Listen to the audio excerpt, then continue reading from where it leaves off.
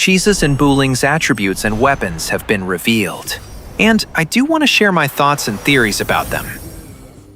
In regards to Chisa, it's really not that much of a surprise to have her being a Havoc Broadblade user. I don't really have much to say about it. It's not a shock. The theorizing part, I'll share more later.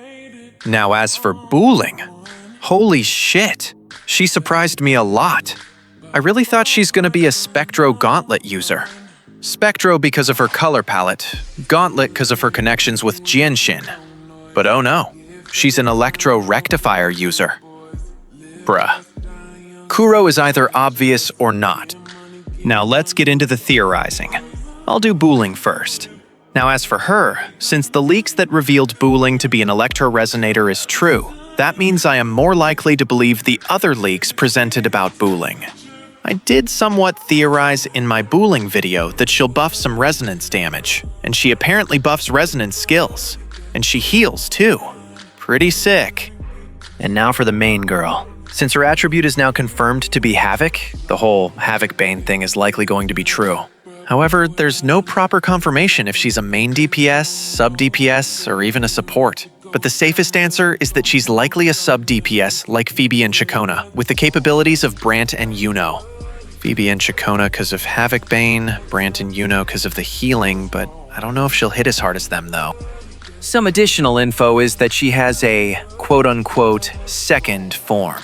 Not really a second form like Zani or Cartethia, but probably a secondary moveset when she reaches a specific state. Till the beta releases, we can confirm what it's about. But for now, we got two possibilities on what this means.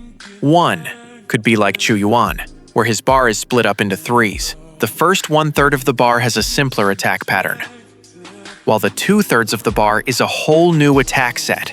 Chisa could have the same thing. Or she could just be like Zani. We don't know. We'll see. Now, let's just assume that she's gonna be like Phoebe. This heavily implies that we're gonna get a new Resonator with Havoc Bane within 3.0, which I'm thinking is Geshu Lin. I don't know why, but I'm just thinking Geshu Lin does Echo Skill damage and Havoc Bane so that his teammates are Chu Yuen and Chisa. I'm just having that stupid feeling. But minus that point, if she is like Phoebe, that means Chisa is an important must-pull for whoever we're gonna get in the future.